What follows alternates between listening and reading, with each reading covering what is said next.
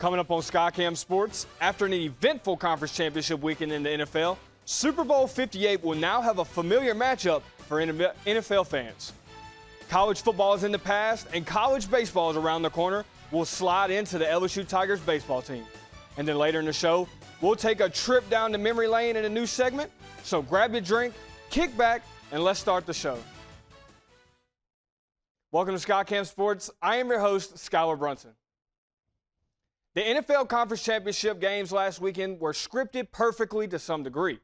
And what I mean by that is both games had fans on the edge of their seats. In the AFC, you had potential MVP Lamar Jackson at home taking on Patrick Mahomes. The NFC had the Detroit Lions marching into the Bay, ready to bite off another kneecap. To start it off, we'll head over to the East Coast for the AFC Championship matchup.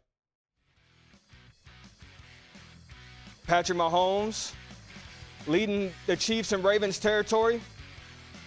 And Mahomes throws an absolute dot to Travis Kelce, who had 11 catches on the day in this matchup. There goes Tay-Tay. Lamar Jackson in shotgun, avoiding the sack, slipping by the defender. And Lamar throws it and finds Zay Flowers in the end zone. Chiefs may have Tay-Tay, but guess what? The Ravens have Zay. Ravens in enemy territory to start the fourth. Lamar drops back and finds Flowers across the middle. He dives, but L'Jarius Sneed punches the ball out, and the Chiefs retain the ball in the end zone. Lamar trying to get a comeback going. Deep for likely, but is intercepted by Deion Bush. That might have sealed the game. Patrick Mahomes steps back and lobs a dagger to Marquez Valdez-Scantling to seal the game. The Kansas City Chiefs are headed to Super Bowl 58.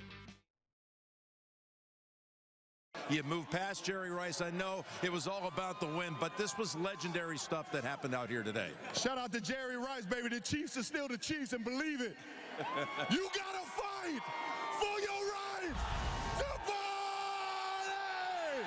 Believe it, baby. We're going to Las Vegas, Nevada, to go get us another one. Nothing more can be said.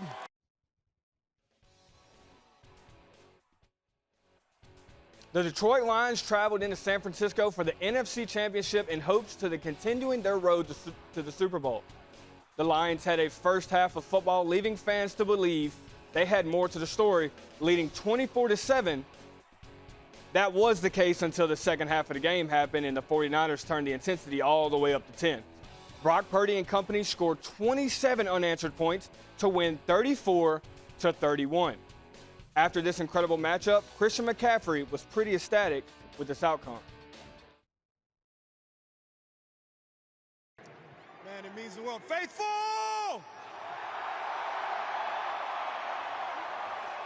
I'm so pumped up to be a part of this organization, man. The guys in this locker room, from the coaches to every single person that puts their all into every single day, man. I'm just proud to be a 49er, and we got one more. Super Bowl 58 is locked in with the San Francisco 49ers taking on the Kansas City Chiefs in Sin City. My prediction for the game, although I don't have a dog in this fight, has to be the Chiefs, led by Super Bowl MVP Patrick Mahomes. Coming up after the break, we'll take a trip down to Baton Rouge to see how LSU baseball is looking before the season. And still later to come, a trip down memory lane that is oh so sweet here on SkyKam Sports.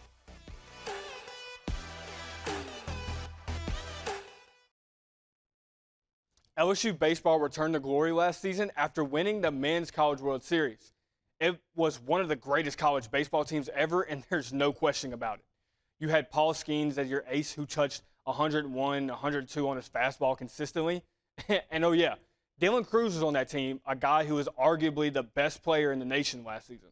This team was special. No way they were leaving Omaha without number 7.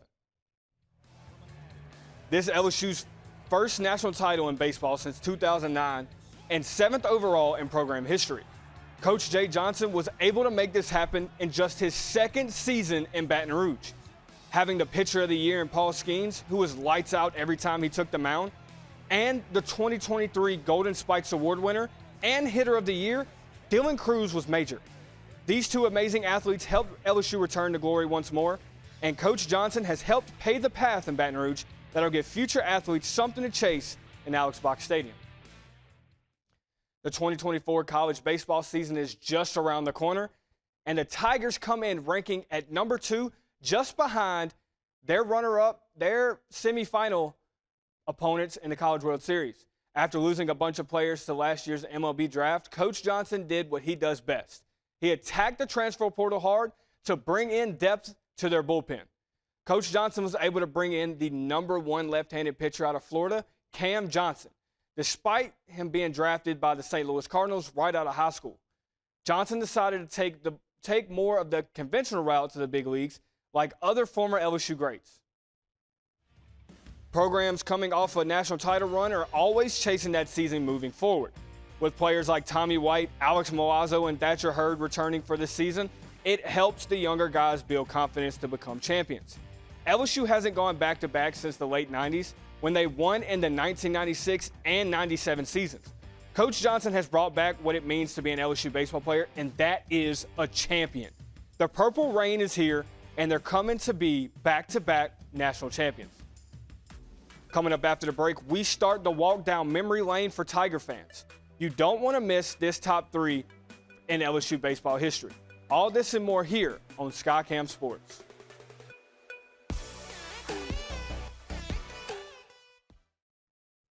Welcome back into the show. This is a new segment, Legacy Diamond Moments, where we cover the greatest moments in college baseball history. In this edition, we'll take a look at my top 3 greatest plays in LSU baseball's program.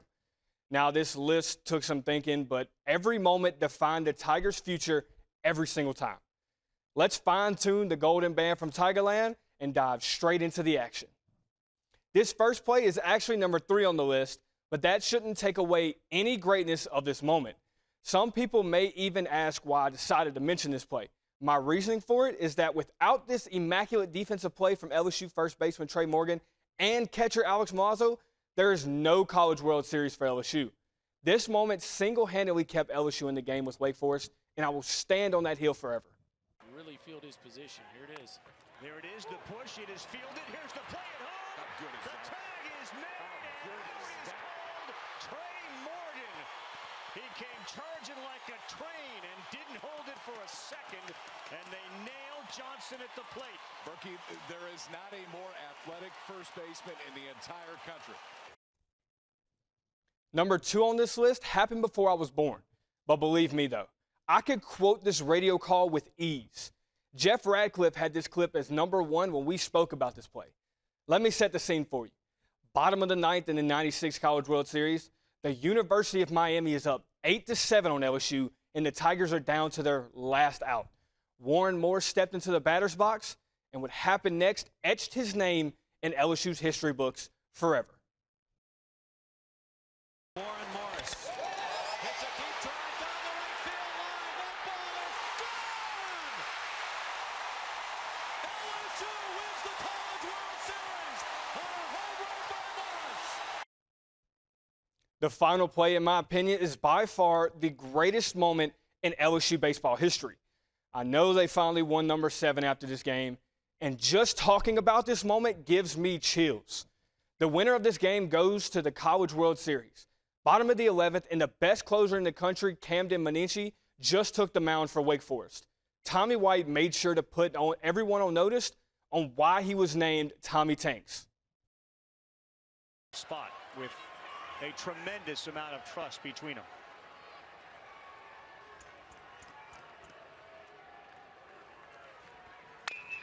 And he hung one. Did he get it? Did he get it? Yes, he did.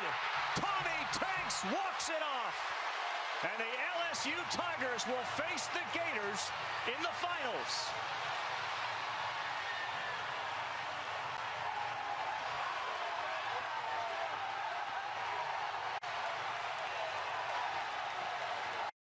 Well, that's all the time we have for today, folks. From my family to yours, never forget, laissez bon temps rouler. Let the good times roll. For all things Louisiana and LSU, I'm Skylar Brunson. Good night.